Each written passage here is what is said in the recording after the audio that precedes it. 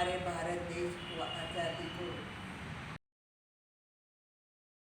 75 साल 2022 में हो रहे, इसलिए पूरे भारतवर्ष के अंदर आज़ादी के 75 साल अमृत महोत्सव के रूप में सभी मना रहे हैं। और इसके लिए विशेष हमारे भारत के प्रधानमंत्री ने आह्वान किया हुआ है।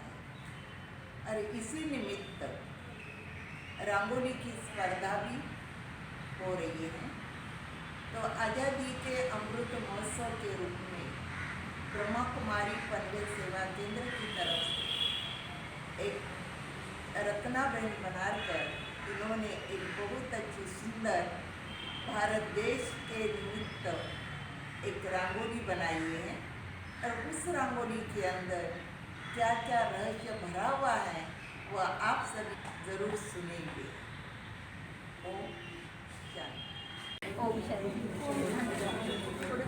ये रंगोली जो निकाली है, इस रंगोली में जो चित्र दिखाए हैं और इस तरफ आज़ादी का अमृत महोत्सव लिखा है, गोला निकाला है, गोले के अंदर जो भारत निकाला है और उसमें स्वस्तिक, बाजू में मोर निकाला है, कमल भी है और तिरंगा झंडा भी है और नीचे लिखा है ब्रह्मा कुमारी पनवेल और ऊपर में लिखा है वंदे मातरम।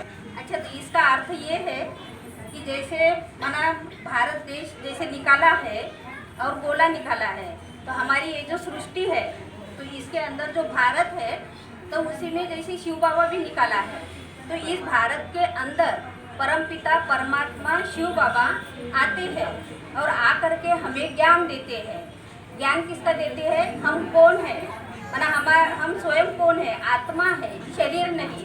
तो इसके अंदर जो स्वस्तिक दिखाया है सृष्टि के अंदर, तो जो स्वस्तिक दिखाया है तो भारत में जो देवी देवताओं का राज्य था, सतयुग था, तो सतयुग में जो देवी देवता थे और फिर त्रेता युग में भी थे। उसके बाद द्वापर युग में फिर हम शरीर के भान में आ गए और ऊपर में कलयुग है। तो कलयुग के बाद फिर थोड़ा सा संगम युग दिखाया है, घड़ी की कांटों की तरह। तो तभी शिव परमात्मा आकर के हमको ज्ञान देते हैं। और इधर आज़ादी का मतलब लिखा है कि आज़ादी का अमृत महोत्सव और उधर की साइड में लिखा है स्वर्णिम युग की ओर। तो जैसे इस सृष्टि पर भारत में ही शिव परमात्मा आकर के हमको ज्ञान देते हैं स्वस्थिति का, इसलिए स्वस्तिक निकाला है और हमें अपनी पहचान देते हैं कि आप शरीर नहीं आत्मा हो। तो इसलिए फिर हम आत्म स्थिति में देवता रूप में सतयुग में आते हैं तो जाते हैं स्वर्णिम युग की ओर। तो ये सब इसका अर्थ है। और मोर भी कैसे दिखाते हैं? पवित्रता का। तो इसलिए कृष्ण के सर पे मुकुट दिखाते हैं, है ना, पिसारे दिखाते हैं, तो वो भी राष्ट्रीय पक्षी माना पवित्रता का ही प्रतीक है। और कमल भी जैसे कि कीचड़ में रहता है और ऊपर रहता है, तो वैसे जैसे हमको परमपिता परमात्मा जो अभी ज्ञान दे रहे हैं संगम पर, तो परमात्मा कहते हैं कि तुम पति पत्नी अगर तुम माना पवित्र बनते हो तो फिर क्या करते हो? कमल पुष्प के समान बन जाते हो। तो इसलिए विष्णु के हाथ में कमल दिखाते हैं। तो विष्णु को कैसे दिखाते हैं? 4 दिखाते ना हाथ, तो ये हमारा ही प्रतीक है पति पत्नी का। तो ये उसका भावार्थ है। और ऊपर में वंदे मातरम लिखा है। तो वंदे मातरम का अर्थ ये है कि इस भारत में, इस भारत भूमि पर स्वयं परमात्मा आकर के इस सृष्टि पर आकर के जो ज्ञान देते हैं, तो क्या करते हैं?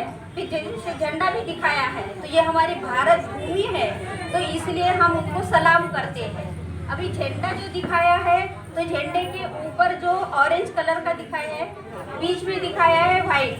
तो इसका अर्थ ये है कि स्वयं परमात्मा इस सृष्टि पर आते हैं, हरियाली सृष्टि पर हम आत्माओं को ज्ञान देते हैं और कहते हैं कि आप अपना शरीर को भूल कर माना इस सृष्टि पर आते हैं, तो हमें अपना शरीर भूलना है और आत्मा का ज्ञान देकर के हम फरिश्ता रूप में हम जाते हैं ऊपर।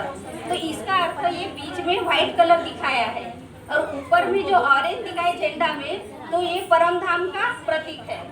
और बीच में जो सृष्टि चक्र दिखाया है, तो ये माना शोक वाटिका, अशोक चक्र दिखाया है। तो परमात्मा हमें शोक वाटिका से निकाल करके अशोक वाटिका में ले जाने के लिए आए हैं। तो यही माना इस रंगोली का पूरा भावार्थ है। ओम शांति।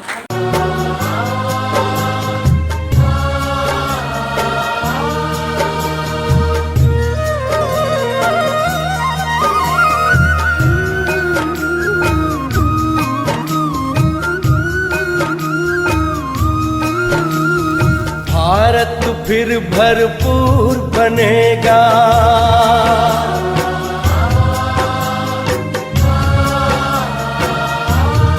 ओ भारत फिर भरपूर बनेगा, कोई नहीं कमी होगी। हीरों से आकाश भरा, मोती से भरी